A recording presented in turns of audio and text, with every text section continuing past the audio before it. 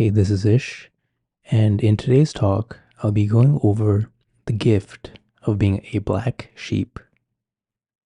So, the term black sheep is often used negatively, but I like to challenge that to tell you that it can be used and seen in a positive light. And basically, the term is used to describe someone that doesn't fit in a family dynamic or group. So, the idea is you have a family of white sheep, and then there's this one black sheep in the family that is quite different. And the black sheep is sometimes referred to as an outcast, a rebel, a loner, someone who goes against the mainstream ideas and is a bit unconventional. Now, to be clear, you can learn from both people that fit in with society pretty well and seem to be well adjusted, and also people that are a bit quirky or out of the box. And people who are well adjusted, who can make friends pretty easily, who aren't very controversial, and have a general ease about them, where they simply get along with everyone and everything, can teach us a lot about how to have general peace in life and also how to let go of struggles. They teach us to that we should just chill out sometimes if we tend to be a bit off. And you may think it's an undesirable thing to be a black sheep, and that you don't fit in anywhere or that you don't belong. But there's actually a hidden upside. And that upside is that black sheeps typically don't take things at face value. So they seem a bit restless almost, and they want to find out the deeper meanings behind things. And they have a deeper desire to seek truth, or at the very least, question things. And maybe in childhood they were the rebellious kids in class or disrupted the class. And this kind of mentality extends into adulthood where they're constantly questioning things. And black sheeps also can be highly creative and resilient to different things and changes in life. And they all can also have an empathetic side if they tend to be coming from a more depressed kind of mood. And the hidden genius behind black sheeps is that they're able to come up with unconventional solutions to different problems. Because the way their mind works is that they don't draw upon conventional standards and ideas, but they come up with out of the box thinking to solve different problems that people didn't even know existed. So, in any field, you have people that are just well adjusted, and then you have the weirdos, and I say that lovingly. So, for example, if you look into the spiritual community, you have pretty well adjusted figures, and everyone seems to like them, and they aren't too intense. So a few examples are Adyashanti, or the late Thich Nhat Hanh, or the Dalai Lama. I mean, these are pretty big figures that most people tend to like. They're very endearing. You don't really find too many faults about them. And then you have practitioners that taught things that made sense spiritually on the same level as these other teachers, but they had also had a questionable side and created a lot of controversies. So you have other figures like EQ, Osho, and even the Buddha was a black sheep in his time. And you may be thinking, how, the Buddha? But if you start to look into his life story, he was someone who grew up as a prince with a ridiculous amount of wealth, living in a very fancy palace, and actually multiple palaces. And here was someone with a wife and a kid, yet decided to leave those things in his pursuit to find what causes suffering and how to end suffering as well. So he decided to just leave his home life and became homeless. And if you think about it today, if we use a contemporary example, you can think of someone living in a very nice neighborhood and, is a millionaire's son. And all of a sudden he's like, hey guys, guess what? I'm going to be homeless. And he just like leaves his house to live on the streets. That's very similar to what he did. And I'm sure people in his time were questioning him and thought he was a bit weird to do that. But as he went upon his journey, he studied under different meditation teachers that taught him the jhanas. And these are high meditative states. And he made so much progress really fast that his teachers asked him to stay on and teach these meditation techniques to other people. But the Buddha was not satisfied and he said, no, thank you. And he left. And I'm sure they were thinking, okay, this guy is a bit weird. Why doesn't he want to do this? And he also studied under ascetics who were yogis at the time that inflicted themselves bodily harm in the idea that they may find spiritual liberation through physical suffering. And he did practice with them for a while and eventually said, you know what, this is not for me.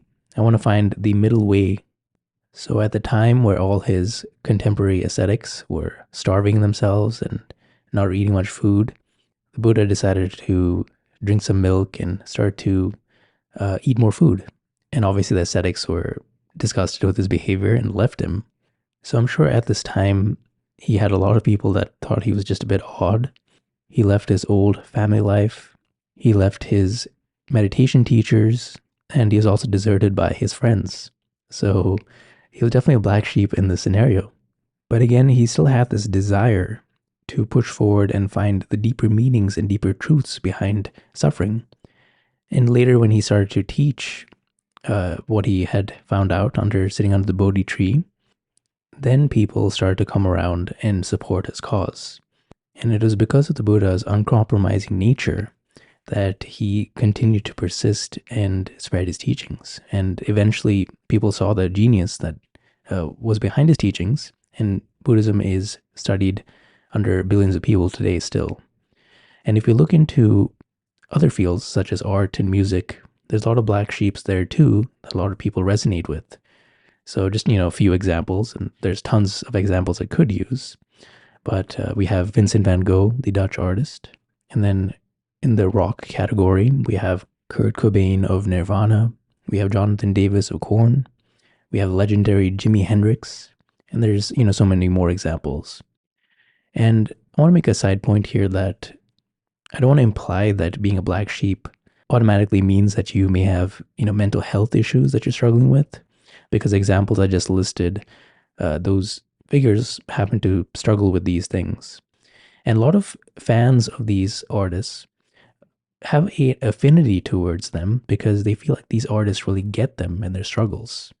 So it's through relating through their sadness and also the creativity that these artists possess in their high states that are very awe-inspiring for other people. So these particular artists were able to take some of their sadness or whatever they were feeling and channel it into a certain medium or source. And because of their empathetic nature, they were also able to have audiences resonate with what they're going through.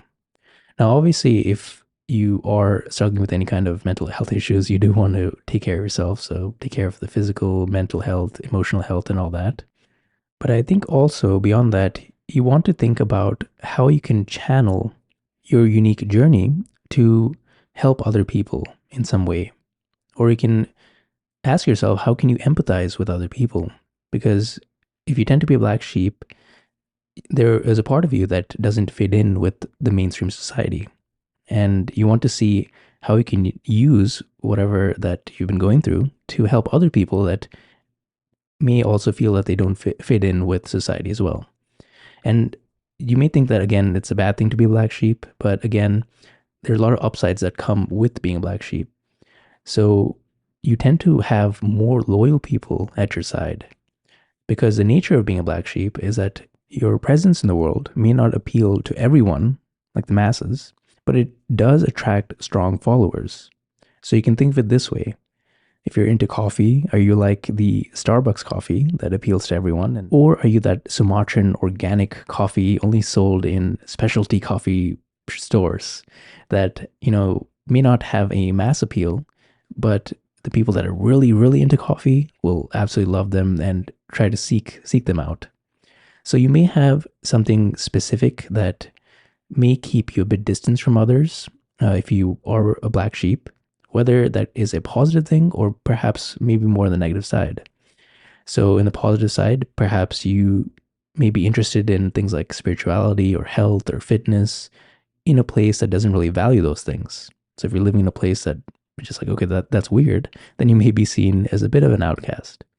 Or perhaps you have something you're just a bit off socially, such as a weird quirk, or maybe you have an intense personality, or you tend to be a bit too out of the box in your thinking, or maybe you're a bit rebellious, or the opposite, in which you're overly passive and you tend to be pushed out from a lot of people.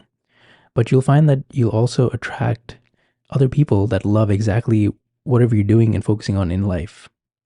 And it's interesting that, as a black sheep myself, I've noticed that some of the closest people I've known in my life tend to be very edgy and, a bit weird, and they tend to put some people off, but they also have this capacity to lead and guide other people in a particular field. And they tend to be very competent in whatever they do. So what is lost in one area is gained in another. And another upside of being a black sheep is you tend to experience increased freedom. So, because you're not bound by the conventional thinking and rules of society, such as being bound by school or work or what society thinks, you are basically free to go anywhere and do whatever you want without fear. And this also makes you more spontaneous in life in general because you're not bound by constraints put on you. And another thing to think about is, as a black sheep, how can you use your gifts to help other people? So think about the experiences that you have in your life and different viewpoints that you may have, and how can you channel it positively to help solve other people's problems in a creative fashion? How can you empathize with other people and solve problems in a way that's not currently done already? And you can use your gifts to go from a victim mindset, which some black sheeps tend to face, to a more positive mindset. So instead of thinking that the world is against you or anything like that, and coming from a reactive place, you can be proactive by finding positive solutions that help other people. So you can mature into being a guiding light for other people, like the various figures I've listed before, because every black sheep tends to go through a angsty phase in which they feel like they're a bit different or may not get along with society or whatever it is, right? Myself included. But eventually, once you've gone past that phase and have more peace, acceptance, and joy in your life, you can see how can you take your experiences to help other people going through the same thing. Because again, you have this increased capacity for empathy to understand the pain and suffering for other people. Yet, if you also have this creative side and out of the box thinking, you can come up with fantastic creative solutions that other people just simply aren't thinking about. So that's something I'll just leave you with. So hope you found this helpful, and much love to my fellow weirdos.